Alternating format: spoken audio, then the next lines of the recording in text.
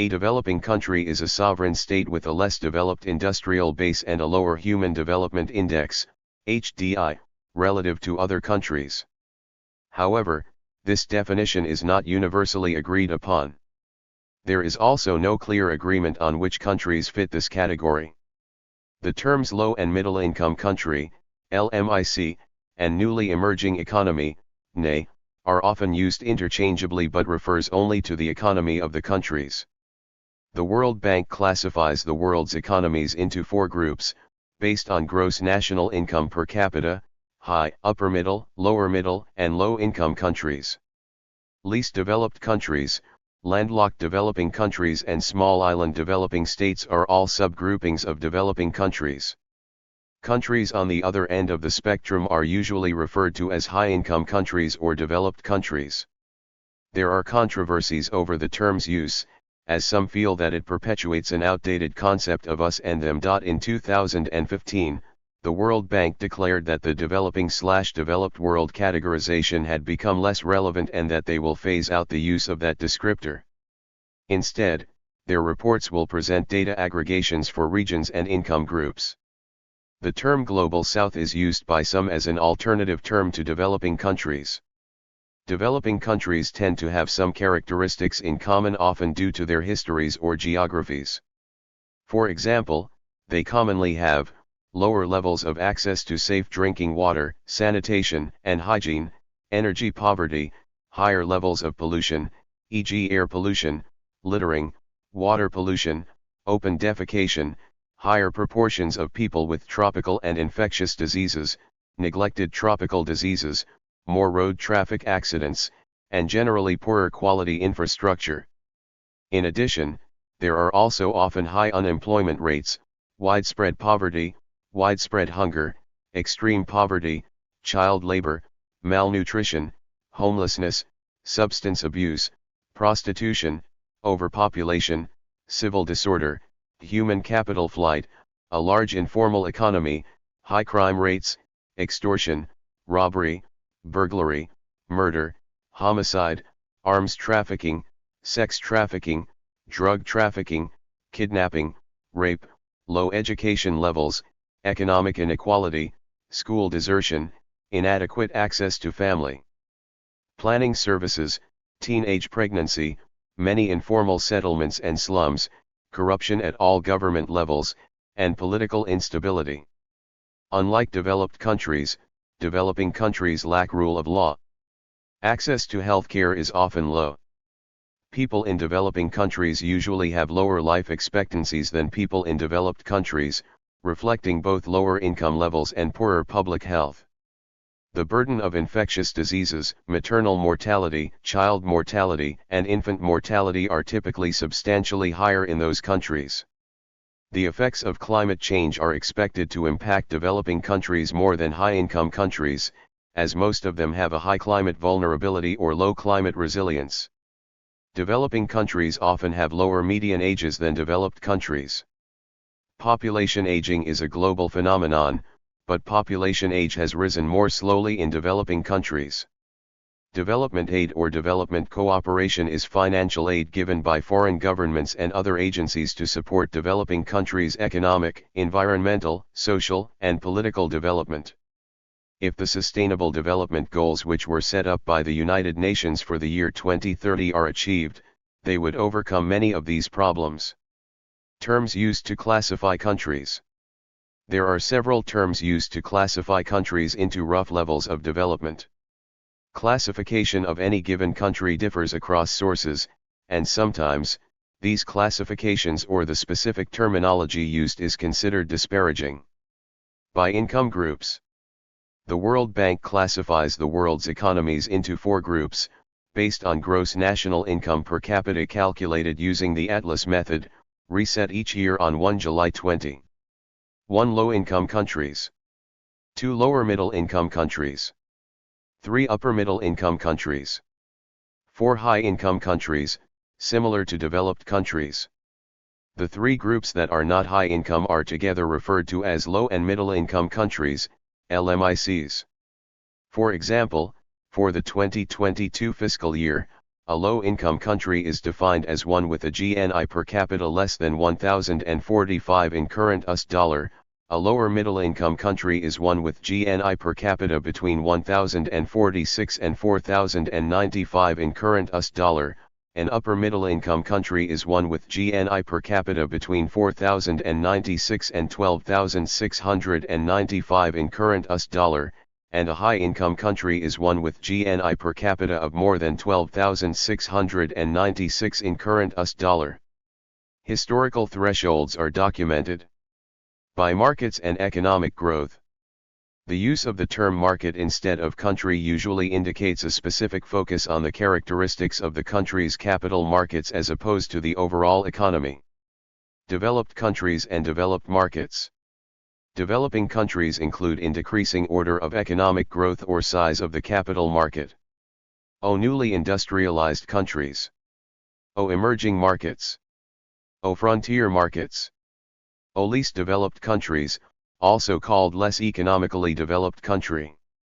Under other criteria, some countries are at an intermediate stage of development, or, as the International Monetary Fund, IMF, put it, following the fall of the Soviet Union, countries in transition, all those of Central and Eastern Europe, including Central European countries that still belong to the Eastern Europe group in the UN institutions, the former Soviet Union, USSR, countries in Central Asia, Kazakhstan, Uzbekistan, Kyrgyzstan, Tajikistan, and Turkmenistan, and Mongolia.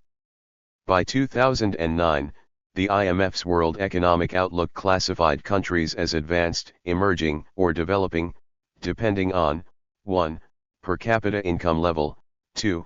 Export diversification. So oil exporters that have high per capita GDP would not make the advanced classification because around 70% of its exports are oil, and 3. Degree of integration into the global financial system. By geography. Developing countries can also be categorized by geography.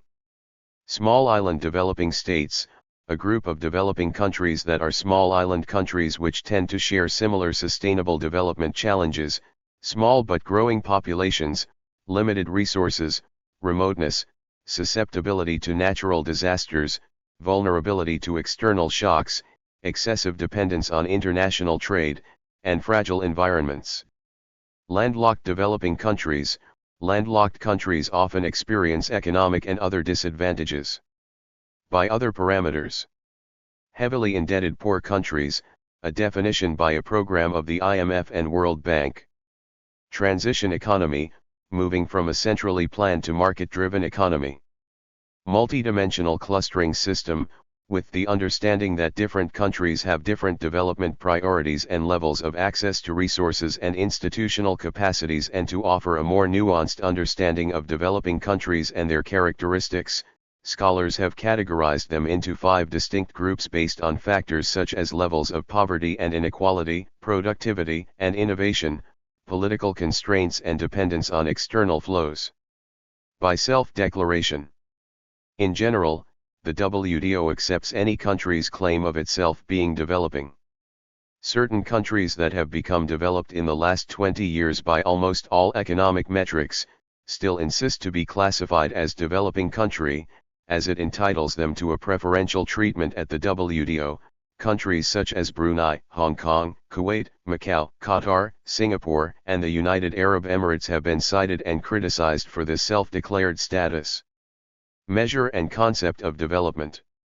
Development can be measured by economic or human factors. Developing countries are, in general, countries that have not achieved a significant degree of industrialization relative to their populations, and have, in most cases, a medium to low standard of living.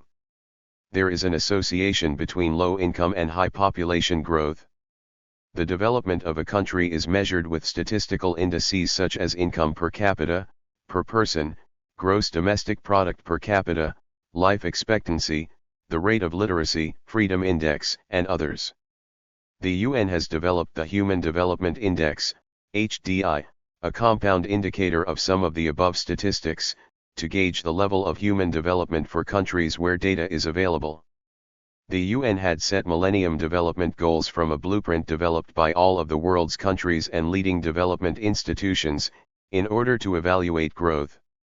These goals ended in 2015, to be superseded by the Sustainable Development Goals. The concept of the developing nation is found, under one term or another, in numerous theoretical systems having diverse orientations, for example, theories of decolonization, liberation theology, Marxism, anti-imperialism, modernization, social change and political economy.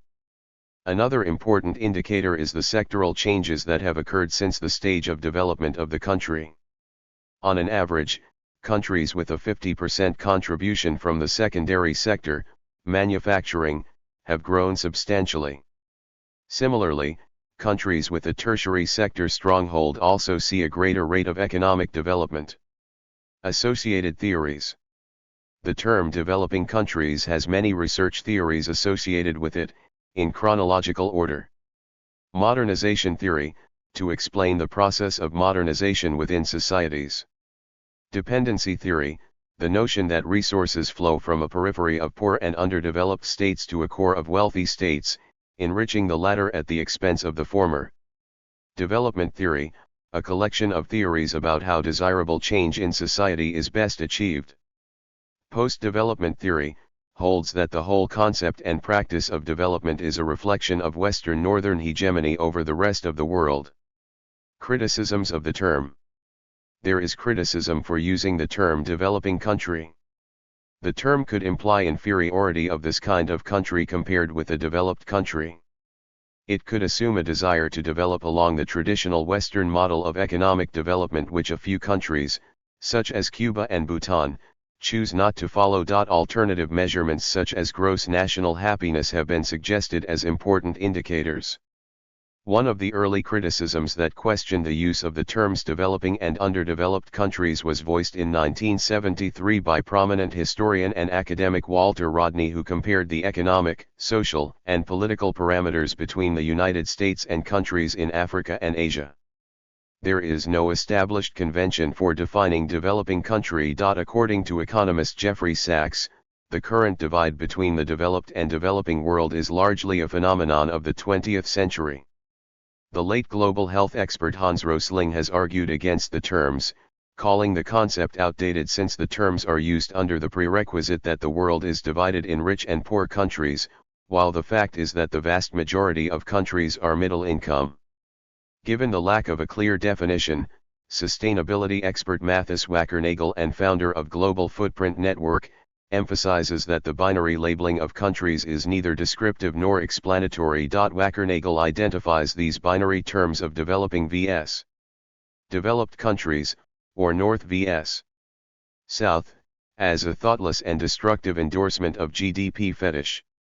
Wackernagel and Rosling both argue that in reality, there are not two types of countries, but over 200 countries, all faced with the same laws of nature, yet each with unique features. The term developing refers to a current situation and not a changing dynamic or expected direction of development. Additionally, the term developing world is increasingly seen as outdated, suggesting a hierarchy and not accurately reflecting the diverse realities of the encompassed countries. This term includes 135 low or middle income countries, covering 84% of the global population, and is criticized for its imprecision. Historical and empirical evidence, like the varied infant mortality rates across these nations, underscores the flaws in a uniform classification. Alternatives such as regional or income-based categories, low income to high income, are advocated for, as they align better with the specific contexts of countries, supporting more effective policy formulation. Since the late 1990s, countries identified by the UN as developing countries tended to demonstrate higher growth rates than those in the developed countries category. To moderate the euphemistic aspect of the word developing, international organizations have started to use the term less economically developed country for the poorest nations, which can, in no sense, be regarded as developing. This highlights that the standard of living across the entire developing world varies greatly. In 2015, the World Bank declared that the developing/developed world categorization had become less relevant, due to worldwide improvements in indices such as child mortality rates, fertility rates, and extreme poverty rates. In the 2016 edition of its World Development Indicators, WDI, the World Bank made a decision to no longer distinguish between developed and developing countries in the presentation of its data, considering the two-category distinction outdated. Accordingly, World Bank is phasing out use of that descriptor. Instead, the reports by World Bank, such as the WDI and the Global Monitoring Report, now include data aggregations for the whole world, for regions, and for income groups, but not for the developing world. Related terms. The term low and middle income country, LMIC, is often used interchangeably with developing country but refers only to the economy of the countries. Least developed countries, landlocked developing countries and small island developing states are all subgroupings of developing countries. Countries on the other end of the spectrum are usually referred to as high-income countries or developed countries. Global South. The term Global South began to be used more widely since about 2004. It can also include poorer southern regions of wealthy northern countries. The Global South refers to these countries' interconnected histories of colonialism, neo-imperialism, and differential economic and social change through which large inequalities in living standards, life expectancy, and access to resources are maintained. Global North and Global South are terms that denote a method of grouping countries based on their defining characteristics with regard to socio-economics and politics. According to UN Trade and Development, UNCTAD, the Global South broadly comprises Africa, Latin America, and the Caribbean, Asia, excluding Israel, Japan, and South Korea, and Oceania, excluding Australia and New Zealand. Most of the Global South's countries are commonly identified as lacking in their standard of living, which includes having lower incomes, high levels of poverty, high population growth rates, inadequate housing, limited educational opportunities, and deficient health systems, among other issues. Additionally, these countries' cities are characterized by their poor infrastructure. Opposite to the Global South is the Global North, which the UNCTAD describes as broadly comprising Northern America and Europe, Israel, Japan, South Korea, Australia, and New Zealand. As such, the two terms do not refer to the Northern Hemisphere or the Southern Hemisphere, as many of the Global South's countries are geographically located in the former and, similarly, a number of the Global North's countries are geographically located in the latter. More specifically, the Global North consists of the world's developed countries, whereas the Global South consists of the world's developing countries and least developed countries. The Global South classification, as used by governmental and developmental organizations, was first introduced as a more open and value-free alternative to Third World, and likewise potentially valuing terms such as developed and developing. Countries of the Global South have also been described as being newly industrialized or in the process of industrializing. Many of them are current or former subjects of colonialism. Third World. The term Third World arose during the Cold War to define countries that remained non-aligned with either NATO or the Warsaw Pact. The United States, Canada, and their allies represented the First World, while the Soviet Union, China, Cuba, North Korea, Vietnam, and their allies represented the Second World. This terminology provided a way of broadly categorizing the nations of the Earth into three groups based on political divisions. Due to the complex history of evolving meanings and contexts, there is no clear or agreed upon definition of the Third World. Strictly speaking, Third World was a political, rather than economic, grouping. Common characteristics: government, politics, and administration. Many developing countries have only attained full self-determination and democracy after the second half of the 20th century. Many were governed by an imperial European power until decolonization. Political systems in developing countries are diverse, but most states had established some form of democratic governments by the early 21st century, with varying degrees of success and political liberty. The inhabitants of developing countries were introduced to democratic systems later and more abruptly than their northern counterparts, and were sometimes targeted by governmental and non-governmental efforts to encourage participation. Effective citizenship is defined by sociologist Patrick Heller as closing the gap between formal legal rights in the civil and political arena, and the actual capability to meaningfully practice those rights. Beyond citizenship, the study of the politics of cross-border mobility in developing countries has also shed valuable light in migration debates, seen as a corrective to the traditional focus on developed countries. Some political scientists identify a typology of nationalizing, developmental, and neoliberal migration management regimes across developing countries. Economy. Following independence and decolonization in the 20th century, most developing countries had dire need of new infrastructure, industry, and economic stimulation. Many relied on foreign investment. This funding focused on improving infrastructure and industry, but led to a system of systemic exploitation. They exported raw materials, such as rubber, for a bargain. Companies based in the Western world have often used the cheaper labor in developing countries for production. The West benefited significantly from this system, but left developing countries undeveloped. This arrangement is sometimes called neocolonialism, meaning a system in which less developed countries are taken advantage of by developed countries. It does not necessarily mean that former colonies are still controlled by their former colonizer, it refers to colonial-like exploitation.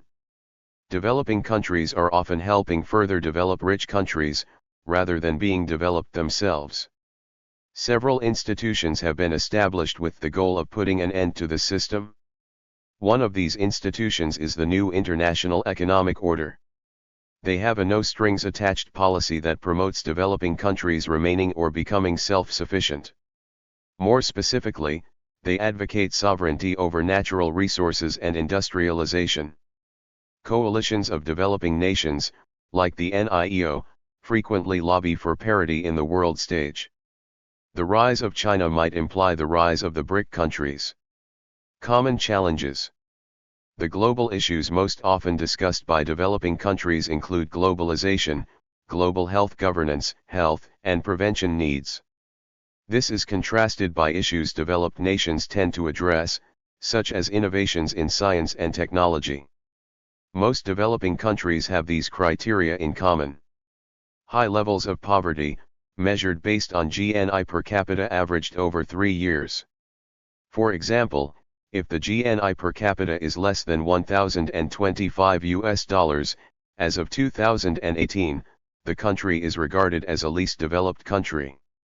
Human resource weakness, based on indicators of nutrition, health, education, and adult literacy.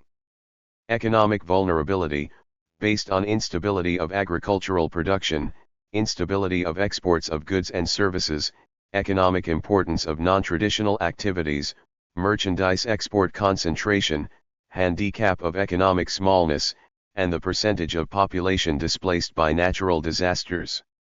Among other challenges, developing countries have a higher risk of suffering a balance of payments crisis. Thank you for watching this video.